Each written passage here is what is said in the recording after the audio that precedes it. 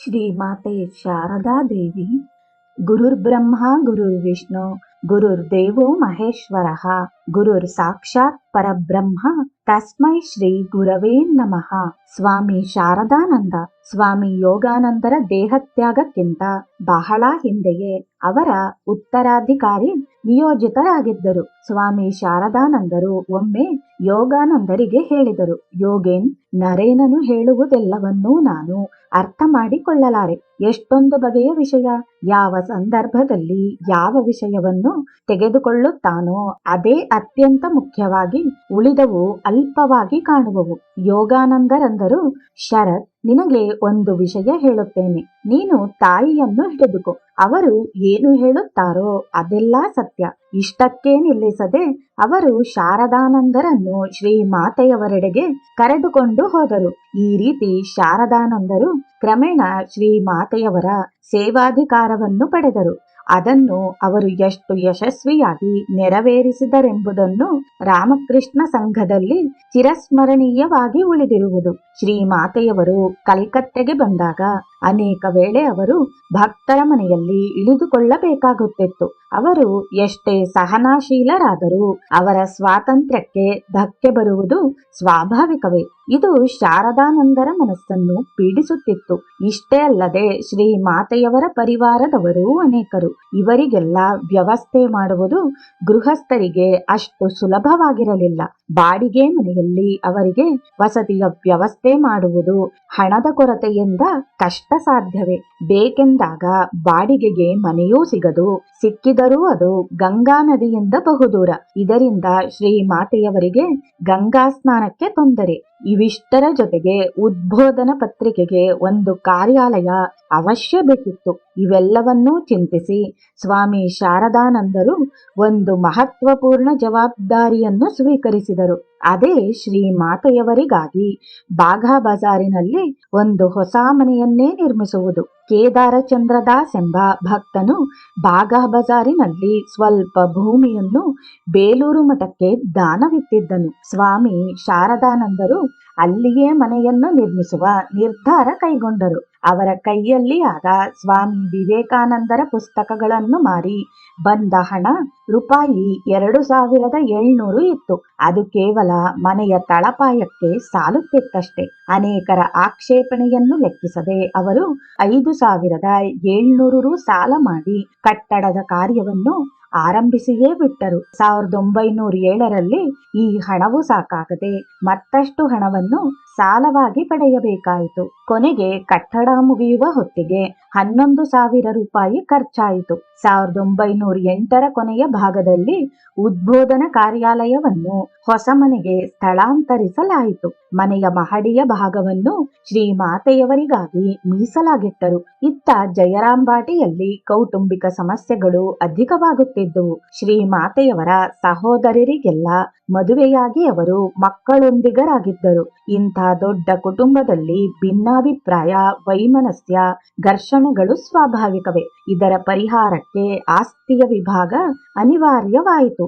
ಸಹೋದರರು ಪ್ರತ್ಯೇಕವಾಗಲು ನಿರ್ಧರಿಸಿದರು. ಶ್ರೀ ಮಾತೆಯವರು ಈ ಆಸ್ತಿ ವಿಭಾಗದ ಕಾರ್ಯವನ್ನು ಸ್ವಾಮಿ ಶಾರದಾನಂದರಿಗೆ ವಹಿಸಿ ಅವರನ್ನು ಜಯರಾಂಬಾಟಿಗೆ ಕರೆಸಿಕೊಂಡರು. 1909ರ ಮಾರ್ಚ್ 23ರಂದು ಅವರು ಯೋಗಿನ್ಮ, ಗೋಪಾಲ್ಮ ಮತ್ತು ಒಬ್ಬ ಬ್ರಹ್ಮಚಾರಿ ಇವರೊಡನೆ ಜಯರಾಂಬಾಟಿಗೆ ಬಂದರು. ಇಂತಹ ಪ್ರಾಪಂಚಿಕ ವ್ಯವಹಾರದಲ್ಲಿ ಭಾಗಿಗಳಾಗಲು ಅವರು ಬಂದಿದ್ದರು. ಅವರು ತಮ್ಮ ಎಂದಿನ ಸ್ಥಿರತೆಯನ್ನು, ಪ್ರಶಾಂತತೆಯನ್ನು ಕಾಪಾಡಿಕೊಂಡು ಬಂದರು. ಶ್ರೀರಾಮಕೃಷ್ಣರ ಸಂಬಂಧವಾಗಿ ಮಾತನಾಡುವುದು, ಸ್ವಾಮಿ ವಿವೇಕಾನಂದರ ಜ್ಞಾನಯೋಗ ಪುಸ್ತಕದ ಸಂಸ್ಕರಣೆ ಇವೇ ಮೊದಲಾದ ಕಾರ್ಯದಲ್ಲಿ ತೊಡಗಿರುತ್ತಿದ್ದರು. ಕೋಪ ತಾಪಗಳ ನಡುವೆ ಆಸ್ತಿಯ ವಿಭಾಗವಾಯಿತು. ಕಾಳಿ ಮತ್ತು ಪ್ರಸನ್ನ ಪ್ರತ್ಯೇಕ ಮನೆಗಳಲ್ಲಿ ಇರುವುದೆಂದು ನಿರ್ಧಾರವಾಯಿತು. ಶ್ರೀ ಮಾತೆಯವರನ್ನು ತಾವು ಯಾರ ಮನೆಯಲ್ಲಿ ಇರುವುದಾಗಿ ಕೇಳಿದಾಗ ಅವರು ಹೇಳಿ ಕಳಿಸಿದರು. ಇಲಿ ಬಿಲಕೊರೆಯುವುದು, ಅದರಲ್ಲಿ ಹಾವು ಬಂದು ವಾಸಿಸುವುದು. ನಿರ್ದಿಷ್ಟ ಹೇಳಿಕೆಯನ್ನು ಬೇಡಿದಾಗ ಅವರಂದರು, ಕೆಲವು ದಿನ ಪ್ರಸನ್ನನ ಮನೆಯಲ್ಲೂ ಕೆಲವು ದಿನ ಕಾಳಿಯ ಮನೆಯಲ್ಲೂ ಇರುತ್ತೇನೆ ಎಂದು. ಈ ಎಲ್ಲ ಆಗುಹೋಗುಗಳ ನಡುವೆಯೂ ಶ್ರೀ ಮಾತೆಯವರ ಅಸಾಧಾರಣ ನಿರ್ವಿಕಾರ ಮನೋಭಾವವನ್ನು ನೋಡಿ ಎಲ್ಲರಿಗೂ ಅಚ್ಚರಿಯಾಯಿತು. ಶಾರದಾನಂದರು ಬ್ರಹ್ಮಚಾರಿಯನ್ನು ಕುರಿತು ಹೇಳಿದರು. ನಮ್ಮ ಇಚ್ಛೆಗೆ ಸ್ವಲ್ಪ ವಿರುದ್ಧವಾದರೂ ನಾವು ಹೇಗೆ ಸಿಡಿಮಿಡಿಗುಟ್ಟುತ್ತೇವೆಂಬುದನ್ನು ನೀನೇ ನೋಡಿರುವೆ. ಆದರೆ ತಾಯಿಯನ್ನು ನೋಡು, ಅವರ ಸಹೋದರರು ಎಂತಹ ಗೊಂದಲ ಎಬ್ಬಿಸಿದ್ದಾರೆ. ಅವರು ಮಾತ್ರ ಸ್ವಲ್ಪವೂ ವಿಚಲಿತರಾಗದೆ ಧೀರಸ್ಥಿರ ಭಾವದಲ್ಲಿ ಇದ್ದಾರೆ. ಹಿಸ್ಸೆ ಪತ್ರ ಮುಗಿದು ಸಹೋದರರು ತಮ್ಮ ಪಾಲಿನ ಆಸ್ತಿಯನ್ನು ಪಡೆದಾದ ಮೇಲೆ ಸ್ವಾಮಿ ಶಾರದಾನಂದ ಮತ್ತಿತರರು ಶ್ರೀಮಾತೆಯವರನ್ನೂ ಕರೆದುಕೊಂಡು ಕಲ್ಕತ್ತೆಗೆ ಹಿಂತಿರುಗಿದರು. 1909 ಮೇ 23 ಶ್ರೀಮಾತೆಯವರು ತಮ್ಮ ಉದ್ಬೋಧನ ನಿವಾಸಕ್ಕೆ ಪಾದಾರ್ಪಣೆ ಮಾಡಿದ ಶುಭ ದಿನ. ಶ್ರೀಮಾತೆಯವರಿಗೆ ಮಹದಾನಂದ. ಮನೆಯ ಮುಂಭಾಗದಲ್ಲಿ ವಿಶಾಲವಾದ ಮೈದಾನ, ಅನತಿ ದೂರದಲ್ಲಿಯೇ ಗಂಗಾ ನದಿ. ಮನೆಯಿಂದಲೇ ನದಿಯ ದರ್ಶನವಾಗುತ್ತಿತ್ತು. ಕಟ್ಟಕಡೆಗೆ ಶ್ರೀಮಾತೆಯವರಿಗೊಂದು ಕಲ್ಕತ್ತೆಗೆ ಬಂದಾಗ ಇಳಿದುಕೊಳ್ಳಲು ಶಾಶ್ವತವಾದ ತಮ್ಮದೇ ಆದ ಮನೆ ಆಯಿತಲ್ಲ ಎಂಬ ಸಮಾಧಾನ ಸ್ವಾಮಿ ಶಾರದಾನಂದರಿಗೆ. ಇಂದು ತಮ್ಮ ಶ್ರಮ ಸಾರ್ಥಕವಾಯಿತೆಂದು ಸಂತೃಪ್ತಿಯನ್ನು ವ್ಯಕ್ತಪಡಿಸಿದರು. ಮಹಡಿಯ ಮೇಲೆ ದೇವರ ಮನೆಯಲ್ಲಿ ಪೀಠದ ಮೇಲೆ ಶ್ರೀರಾಮಕೃಷ್ಣರ ಭಾವಚಿತ್ರವನ್ನು ಇರಿಸಿದರು. ಪೀಠದ ಮೇಲುಭಾಗದಲ್ಲಿ ನಿವೇದಿತ ಸ್ವಹಸ್ತದಿಂದ ನಿರ್ಮಿಸಿದ ರೇಷ್ಮೆಯ ವಿಧಾನ, ಪಕ್ಕದ ಕೋಣೆಯಲ್ಲಿ ಶ್ರೀಮಾತೆಯವರಿಗಾಗಿ ಒಂದು ಹೊಸ ಮಂಚ ಸಿದ್ಧವಾಗಿತ್ತು.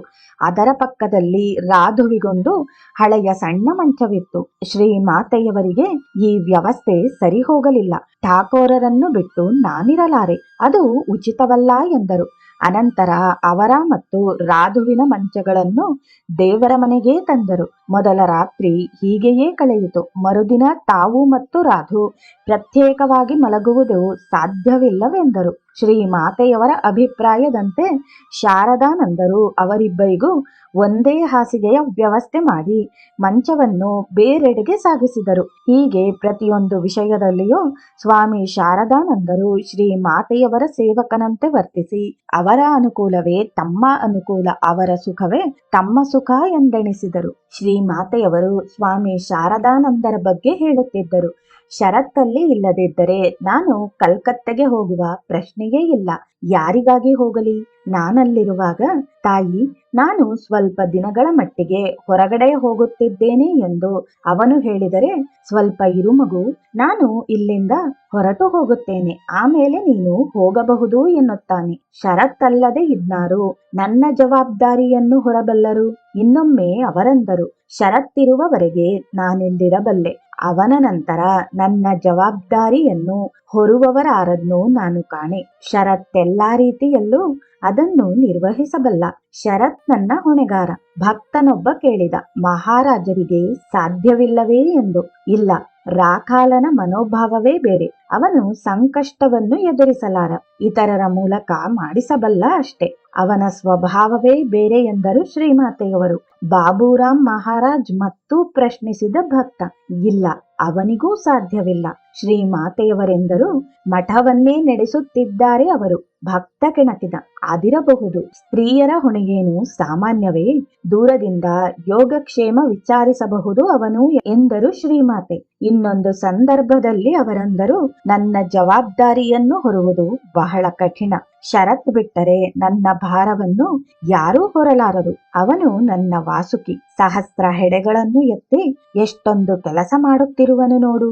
ಎಲ್ಲಿ ನೀರು ಬೀಳುತ್ತೋ ಅಲ್ಲಿಯೇ ಛತ್ರಿ ಹಿಡಿಯುತ್ತಾನೆ. ಸ್ವಾಮಿ ಶಾರದಾನಂದರ ಮೇಲೆ ಅವರಿಗಿದ್ದ ಪ್ರೀತಿ ವಿಶ್ವಾಸಕ್ಕೆ ಈ ಮಾತುಗಳೇ ಸಾಕ್ಷಿ. ಇದರಿಂದ ಸ್ವಾಮಿ ಶಾರದಾನಂದರು ಅವರಿಗೆ ಎಷ್ಟರ ಮಟ್ಟಿಗೆ ಸಹಾಯಕರಾಗಿದ್ದರೆಂದು ತಿಳಿದು ಬರುವುದು. ಶ್ರೀ ಸುರೇಂದ್ರನಾಥ್ ಮಂಜೂದಾರ್ ಒಮ್ಮೆ ತಮ್ಮ ಸಹೋದರ ಸೌರೇಂದ್ರನಾಥ್ ಮಂಜೂದಾರ್ ಒಡನೆ ದೀಕ್ಷೆ ಸ್ವೀಕರಿಸಲು ಶ್ರೀಮಾತೆಯವರೆಡೆಗೆ ಬಂದನು. ಶ್ರೀಮಾತೆಯವರ ಆರೋಗ್ಯ ಸರಿಯಿಲ್ಲದಿದ್ದುದರಿಂದ ಕೆಲವು ದಿನಗಳ ನಂತರ ಬರಬೇಕೆಂದು ಹೇಳಿದರು. ಸುರೇಂದ್ರನಾಥ ತುಂಬಾ ಒತ್ತಾಯಿಸಲು, ಷರತ್ನ ಎಡೆಗೆ ಹೋಗು, ಅವನು ಹೇಗೆ ವ್ಯವಸ್ಥೆ ಮಾಡುವನೋ ಹಾಗಾಗುವುದು ಎಂದರು ಶ್ರೀಮಾತೆ. ಭಕ್ತನೆಂದನು, ನನಗೆ ಮತ್ತಿನ್ನಾರೂ ತಿಳಿಯದು, ನಿಮ್ಮೆಡೆಗೆ ಬಂದಿದ್ದೇನೆ, ನೀವು ನೀಡಲೇಬೇಕು. ಶ್ರೀಮಾತೆಯವರು ನುಡಿದರು, ಇದೇನು ನೀನು ಹೇಳುತ್ತಿರುವುದು? ಶರತ್ ನನ್ನ ಶಿರೋಮಣಿ, ಶರತ್ ಹೇಳಿದಂತೆಯೇ ನಡೆಯಬೇಕು. ಶ್ರೀಮಾತೆಯವರು ಇದನ್ನು ಜೋರಾಗಿಯೇ ಹೇಳಿದರು. ಭಕ್ತ ಬೇರೆ ಉಪಾಯಗಾಣದೆ ಶಾರದಾನಂದರೆಡೆಗೆ ಹೋದನು. ಶ್ರೀಮಾತೆಯವರಿಗೆ ಸೌಖ್ಯವಿಲ್ಲದಿದ್ದುದರಿಂದ ಈಗ ದೀಕ್ಷೆ ಅಸಾಧ್ಯವೆಂದು ಅವರೂ ನುಡಿದರು. ಆದರೆ ಭಕ್ತನು ಶ್ರೀಮಾತೆಯವರು ಹೇಳಿದುದನ್ನೆಲ್ಲ ಪ್ರಸ್ತುತಪಡಿಸಲು ಅವನಿಗೆ ದೀಕ್ಷೆಯ ವ್ಯವಸ್ಥೆ ಮಾಡಿಸಿದರು. ಶ್ರೀಮಾತೆಯವರಿಂದ ಇಷ್ಟೊಂದು ಮಾನ್ಯತೆಯನ್ನು ಪಡೆದು ಸ್ವಾಮಿ ಶಾರದಾನಂದರು ವಿನಯಮೂರ್ತಿ ಅಂತಿದ್ದರು. ಆಗ ಅವರು ಶ್ರೀರಾಮಕೃಷ್ಣ ಲೀಲಾ ಪ್ರಸಂಗವೆಂಬ ಬೃಹತ್ ಗ್ರಂಥದ ರಚನೆಯಲ್ಲಿ ತೊಡಗಿದ್ದರು. ಒಂದು ದಿನ ಬರೆಯಲು ಪುಸ್ತಕವನ್ನು ತೆರೆಯುತ್ತಿದ್ದಾಗ ಭಕ್ತನೊಬ್ಬನು ಬಂದು ಅವರಿಗೆ ಪ್ರಣಾಮ ಮಾಡಿದ. ಶಾರದಾನಂದರು ತಲೆ ಎತ್ತಿ ಕುತೂಹಲದಿಂದ ಕೇಳಿದರು, ಏನು ವಿಶೇಷ, ಇಷ್ಟು ಜೋರಾಗಿ ಪ್ರಣಾಮ ಮಾಡುತ್ತಿದ್ದೀಯೇ ಎಂದು. ಭಕ್ತ, ಇದೇನು ಮಹಾರಾಜ್, ನಿಮಗೆ ಪ್ರಣಾಮ ಮಾಡದೆ ಮತ್ತಾರಿಗೆ ಮಾಡುವುದು ಎಂದು ವಿಸ್ಮಯದಿಂದ ನುಡಿದ.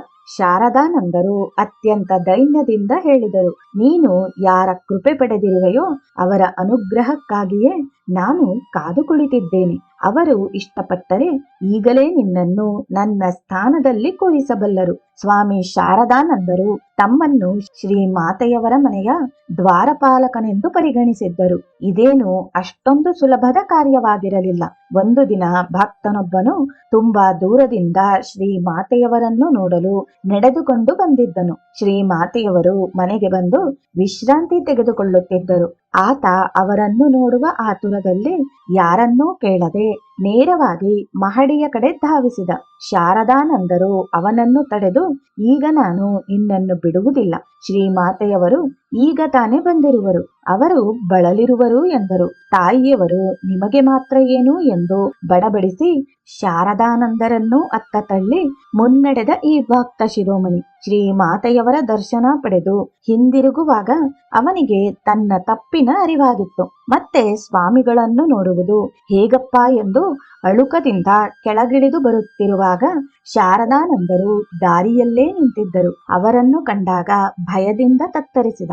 ಅವರ ಕಾಲಿಗೆರಗಿ ತನ್ನ ತಪ್ಪನ್ನು ಕ್ಷಮಿಸಬೇಕೆಂದು ಬೇಡಿಕೊಂಡ. ಶಾರದಾನಂದರು ಅವನನ್ನು ತಬ್ಬಿಕೊಂಡು, ತಪ್ಪೇನಿದೆ, ಅದಿರಲಿ, ಅಂತಹ ವ್ಯಾಕುಲತೆ ಇಲ್ಲದಿದ್ದರೆ ತಾಯಿಯನ್ನು ನೋಡಲಾದೀತೆ ಎಂದು ಪ್ರೀತಿಯಿಂದ ನುಡಿದರು. ಸ್ವಾಮಿ ಶಾರದಾನಂದರು 15 ವರ್ಷಗಳಿಗೂ ಹೆಚ್ಚು ಕಾಲ ಶ್ರೀಮಾತೆಯವರ ನಿಕಟವರ್ತಿಗಳಾಗಿದ್ದು ಅವರ ಸೇವೆಯನ್ನು ಮಾಡುವ ಸೌಭಾಗ್ಯವನ್ನು ಪಡೆದರು. ರಾಮಕೃಷ್ಣ ಸಂಘದ ಕಾರ್ಯದರ್ಶಿಯಾಗಿ ಮಹತ್ತರ ಹೊಣೆ ಅವರ ತಲೆಯ ಮೇಲಿತ್ತು. ಉದ್ಬೋಧನಾ ಪತ್ರಿಕೆಯ ಜವಾಬ್ದಾರಿಯೂ ಅವರದಾಗಿತ್ತು. ಈ ನಡುವೆ ಶ್ರೀರಾಮಕೃಷ್ಣ ಲೀಲಾ ಪ್ರಸಂಗವೆಂಬ ಬೃಹತ್ ಗ್ರಂಥ ರಚನೆಯಲ್ಲಿಯೂ ಅವರು ತೊಡಗಿದ್ದರು. ಇಷ್ಟೆಲ್ಲ ಕಾರ್ಯಕಲಾಪಗಳ ನಡುವೆಯೂ ಅವರು ಶ್ರೀಮಾತೆಯವರ ಸೇವೆಗೆ ತಮ್ಮ ತನುಮನವನ್ನು ಅರ್ಪಿಸಿದರು. ಅವರು ಶ್ರೀಮಾತೆಯವರ ಯೋಗಕ್ಷೇಮವನ್ನೂ ನೋಡಿಕೊಂಡರು. ಅಭಯನ ಕೊನೆಯ ದಿನಗಳಲ್ಲಿ ಅವನ ಶುಶ್ರೂಷೆ ಮಾಡಿದರು. ರಾಧುವಿನ ಭವಿಷ್ಯ ಜೀವನಕ್ಕೆ ಆರ್ಥಿಕ ವ್ಯವಸ್ಥೆ ಮಾಡಿದರು. ಅನೇಕ ಬಾರಿ ಶ್ರೀಮಾತೆಯವರ ಜೊತೆ ಯಾತ್ರೆಗೆ ಹೋಗಿ ಅವರಿಗೆ ಎಲ್ಲಾ ಸೌಲಭ್ಯಗಳನ್ನೂ ಒದಗಿಸಿದರು. ಅವರು ಜಯರಾಂಬಾಟಿ ಮತ್ತು ಕೋಯಾಲಾಪಾರದಲ್ಲಿರುವಾಗಲೂ ಅವರನ್ನು ನೋಡಿಕೊಂಡು ಬರಲು ಅಲ್ಲಿಗೆ ಹೋಗುತ್ತಿದ್ದರು. ಮುಖ್ಯವಾಗಿ ಅವರಿಗೆ ಕಾಯಿಲೆಯಾದಾಗ ಅವರ ಶುಶ್ರೂಷೆಗೆ ವೈದ್ಯರನ್ನು ಕರೆದುಕೊಂಡು ತಾವೇ ಹಳ್ಳಿಗೆ ಹೋಗುತ್ತಿದ್ದರು. ಹೀಗೆ ಶ್ರೀಮಾತೆಯವರ ಸಂಪೂರ್ಣ ಹೊಣೆ ಅವರ ಮೇಲಿತ್ತೆನ್ನಬಹುದು. ಸ್ವಾಮಿ ಶಾರದಾನಂದರಿಗೆ ಶ್ರೀಮಾತೆಯವರ ಮೇಲಿದ್ದ ಅಪಾರ ಭಕ್ತಿಯನ್ನು ಪ್ರತಿನಿಧಿಸುವ ಒಂದು ಸುಂದರ ಚಿತ್ರವನ್ನು ಸ್ವಾಮಿ ಗೌರೀಶ್ವರಾನಂದರ ಸ್ಮೃತಿ ಕಥೆಯಲ್ಲಿ ಕಾಣುತ್ತೇವೆ. ಆಗ ಶ್ರೀಮಾತೆಯವರು ಜಯರಾಂಬಾಟಿಯಲ್ಲಿದ್ದರು. ಶಾರದಾನಂದರು ಅವರನ್ನು ನೋಡಲು ಅಲ್ಲಿಗೆ ಬಂದಿದ್ದರು.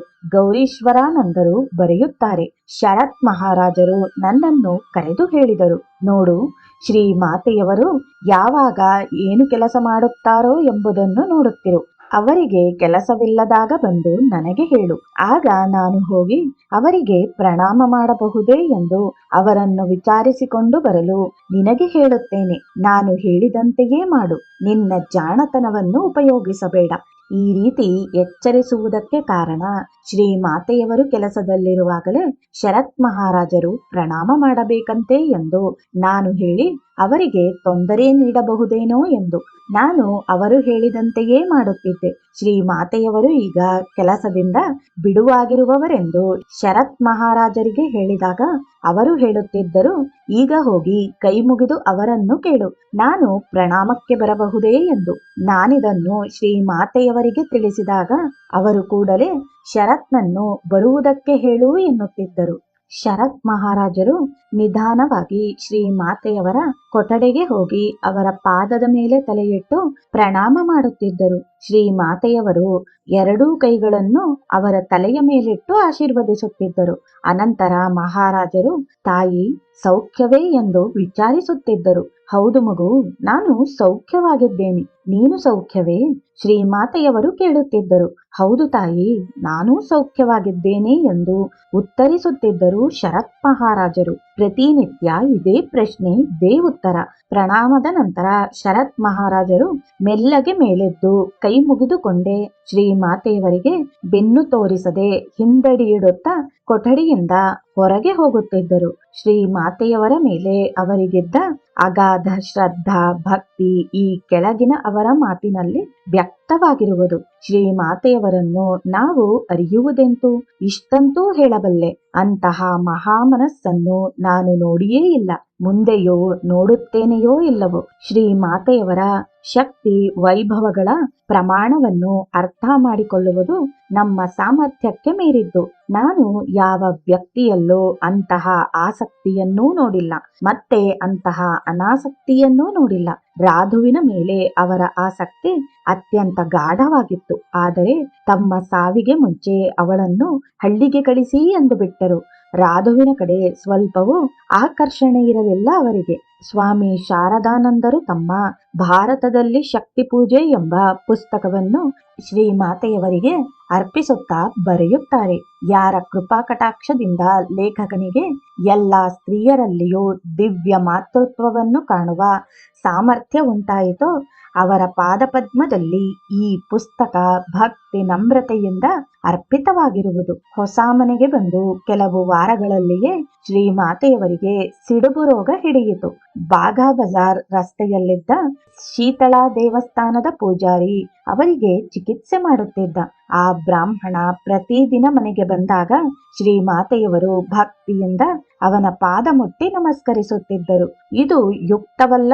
ಏನೇ ಆಗಲಿ ಅವನು ಬ್ರಾಹ್ಮಣ, ಅವನುಟ್ಟ ಬಟ್ಟೆಗೆ ಗೌರವಿಸಲೇಬೇಕು. ಠಾಕೋರರು ಏನನ್ನೂ ನಾಶ ಮಾಡಲು ಬರಲಿಲ್ಲ. ರೋಗ ವಾಸಿಯಾದ ಮೇಲೆ ಅವರು ಸ್ವಾಮಿ ಶಾಂತಾನಂದರಿಗೆ ಹೇಳಿದರು, ನನ್ನ ದೇಹ ಈಗ ತುಂಬಾ ದುರ್ಬಲವಾಗಿದೆ, ನಾನು ಉಪವಾಸ ಮಾಡಲಾರೆ. ನನ್ನ ಹೆಸರಿನಲ್ಲಿ ನೀನೇ ಉಪವಾಸ ಮಾಡಿ ಶೀತಳಾ ದೇವಿಗೆ ಪೂಜೆಯನ್ನು ಅರ್ಪಿಸು. ಸ್ವಾಮಿಗಳು ಅವರ ಆದೇಶದಂತೆ ದೇವಿಯ ಪೂಜೆಯನ್ನು ಆಚರಿಸಿದರು. ಈಗ ಗೋಲಾಪ್ಮ ಶ್ರೀಮಾತೆಯವರ ಮನೆಯಲ್ಲಿಯೇ ವಾಸ ಮಾಡತೊಡಗಿದಳು. ಯೋಗಿನ್ಮ ದಿನಕ್ಕೆರಡು ಬಾರಿ ಬಂದು ಎಲ್ಲ ಗೃಹ ಕೃತ್ಯಗಳಲ್ಲಿಯೂ ಗೋಲಾಪ್ಮಾಳಿಗೆ ಸಹಾಯ ಮಾಡುತ್ತಿದ್ದಳು. ಒಂದು ದಿನ ದತ್ತರ ಮನೆಯಲ್ಲಿ ಜತೀಂದ್ರನಾಥ್ ಮಿತ್ರನ ಕೀರ್ತನೆ ಏರ್ಪಡಿಸಿದರು. ಶ್ರೀಮಾತೆಯವರಿಗೂ ಆಮಂತ್ರಣವಿತ್ತು. ಅಂದು ಕೀರ್ತನೆಯ ವಿಷಯ ಶ್ರೀಕೃಷ್ಣ ಗೋಪಿಯರನ್ನು ಅಗಲಿದುದು. ಎಲ್ಲ ವಿರಹ ವ್ಯಥೆಯಿಂದ ತುಂಬಿ ಹೋಗಿತ್ತು. ಕೀರ್ತನೆಯ ಭಾವ ಮತ್ತು ಮಾಧುರ್ಯಕ್ಕೆ ಎಲ್ಲರೂ ಮುಗ್ಧರಾದರು. ತೆರೆಯ ಹಿಂದೆ ಕುಳಿತಿದ್ದ ಶ್ರೀಮಾತೆಯವರು ಅರ್ಧ ಬಾಹ್ಯ ದೆಸೆಯಲ್ಲಿದ್ದರು. ಜತೀಂದ್ರನಾಥ್ ಬೇಗ ಹೋಗಿ ಟ್ರೈನ್ ಹಿಡಿಯಬೇಕಾಗಿದ್ದುದರಿಂದ ವಿರಹದ ಮಧ್ಯೆಯಲ್ಲಿಯೇ ಕೀರ್ತನೆಯನ್ನು ನಿಲ್ಲಿಸಿ ಹೊರಡಲನುವಾದನು. ಶ್ರೀಮಾತೆಯವರು ಭಾವಾವಿಷ್ಟರಾಗಿಯೇ ಕೀರ್ತನೆಯನ್ನು ಮಿಲನದಲ್ಲಿ ಸಮಾಪ್ತಿಗೊಳಿಸುವುದು ಉಚಿತವೆಂದು ಗೋಲಾಪ್ಮ ಮೂಲಕ ಹೇಳಿ ಕಳಿಸಿದರು.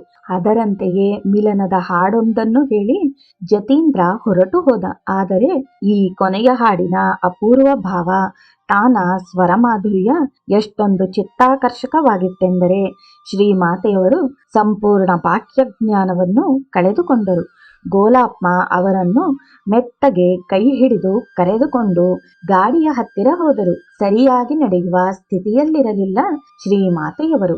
ಅವರನ್ನು ಎತ್ತಿ ಗಾಡಿಯಲ್ಲಿ ಕೂರಿಸಬೇಕಾಯಿತು. ಉದ್ಬೋಧನ್ ಗೃಹಕ್ಕೆ ಹೋದ ಮೇಲೆ ಅವರನ್ನು ಇಬ್ಬರು ಹಿಡಿದು ದೇವರ ಮನೆಗೆ ಕರೆದುಕೊಂಡು ಹೋದರು. ಅಲ್ಲಿಯೂ ಅಲುಗಾಡದೆ ನಿಂತಿದ್ದರು. ಕಣ್ಣು ಸ್ಥಿರವಾಗಿತ್ತು, ಕರೆದರೂ ಕೇಳಿಸದು. ಈ ಸ್ಥಿತಿಯನ್ನು ನೋಡಿ ಗೋಲಾಪ್ಮ ಹೇಳಿದಳು, ಶ್ರೀಮಾತೆಯವರು ಬೃಂದಾವನದಲ್ಲಿರುವಾಗ ಯಾವ ಭಾವದಲ್ಲಿರುವುದನ್ನು ನೋಡಿದೆನೋ ಇಂದು ಅದನ್ನೇ ನೋಡುತ್ತಿದ್ದೇನೆ ಎಂದು. ಅವರು ಯಾವ ರೀತಿಯಲ್ಲಿಯೂ ಬಾಹ್ಯ ಸ್ಥಿತಿಗೆ ಬಂದಿರುವುದನ್ನು ಕಂಡು ಭಕ್ತರು ಅವರ ಕಿವಿಯಲ್ಲಿ ತಾಯಿ ತಾಯಿ ಎಂದು ಮತ್ತೆ ಮತ್ತೆ ಕೂಗಿ ಕರೆದರು. ಕ್ರಮೇಣ ಅವರ ದೇಹದಲ್ಲಿ ಕಂಪನ ಕಾಣಿಸಿತು. ನಂತರ ಸ್ಪಷ್ಟ ಸ್ವರದಲ್ಲಿ ಏನಪ್ಪಾ ಎಂದು ಕೇಳಿದರು. ಭಕ್ತರೆಲ್ಲರೂ ಸಮಾಧಾನದ ನಿಟ್ಟುಸಿರು ಬಿಟ್ಟರು. ಶ್ರೀಮಾತೆಯವರ ನಿವೇದಿತಾ ಶಾಲೆಯ ಸಂಪರ್ಕ ಈಗ ಇನ್ನೂ ನಿಕಟವಾಯಿತೆನ್ನಬಹುದು. ಅವರು ಅನೇಕ ಬಾರಿ ಶಾಲೆಗೆ ಹೋಗಿದ್ದರು. ಅವರು ಬಂದರೆಂದರೆ ನಿವೇದಿತಾಳಿಗೆ ಇದೊಂದು ದೊಡ್ಡ ಹಬ್ಬ. 1909 ಅಕ್ಟೋಬರ್ 6ರಂದು ಅವರು ವಿದ್ಯಾಲಯಕ್ಕೆ ಭೇಟಿಯಿತ್ತಾಗಿನ ವರ್ಣನೆ ಈ ಕೆಳಗಿನಂತಿದೆ. ಶ್ರೀಮಾತೆಯವರು ಅಲ್ಲಿ ಕುಳಿತು ವಿದ್ಯಾರ್ಥಿನಿಯರೊಡನೆ ಮಾತನಾಡಬೇಕು. ವಿದ್ಯಾರ್ಥಿನಿಯರು ಅವರಿಗೆ ಏನು ಉಡುಗೊರೆ ನೀಡಬೇಕು, ಅವರಿಗೆ ಏನು ಕಳಿಸಬೇಕು ಇತ್ಯಾದಿ ವ್ಯವಸ್ಥೆ ಮಾಡುವುದರಲ್ಲಿಯೇ ಅವಳ ಸಮಯವೆಲ್ಲ ಕಳೆದು ಹೋಯಿತು. ಬೇರಾವುದಕ್ಕೂ ಸ್ವಲ್ಪವೂ ಸಮಯ ಸಿಗಲಿಲ್ಲ. ಅಷ್ಟೇ ಅಲ್ಲದೆ ಅವರು ವಿದ್ಯಾಲಯಕ್ಕೆ ಬರುವ ದಿನವಂತೂ ನಿವೇದಿತಾ ಪರಮಾನಂದದಲ್ಲಿ ಬಾಹ್ಯ ಜ್ಞಾನವೇ ಇಲ್ಲದಂತಾದಳು. ಎಲ್ಲ ವಸ್ತುಗಳು ಯಥಾಸ್ಥಾನದಲ್ಲಿ ಇವೆಯೋ ಇಲ್ಲವೋ ಎಂದು ನೋಡುತ್ತಾ ಅಲ್ಲಿಂದಿಲ್ಲಿಗೆ ಓಡಾಡುತ್ತಿದ್ದಳು. ಶಿಶುವಿನಂತೆ ನಿಷ್ಕಾರಣವಾಗಿ ನಗುತ್ತಿದ್ದಳು. ಕೆಲವೊಮ್ಮೆ ಆನಂದ ಪರವಶತೆಯಲ್ಲಿ ಶಿಕ್ಷಕಿಯನ್ನು, ವಿದ್ಯಾರ್ಥಿನಿಯರನ್ನು, ಒಮ್ಮೊಮ್ಮೆ ದಾಸಿಯರನ್ನೂ ಕೂಡ ತಬ್ಬಿ ಆದರಿಸುತ್ತಿದ್ದಳು. ಸಂಜೆಯ ಹೊತ್ತಿಗೆ ಶ್ರೀಮಾತೆಯವರು ರಾಧು, ಗೋಲಾಪ್ಮ ಮುಂತಾದವರೊಡನೆ ಆಗಮಿಸಿದರು.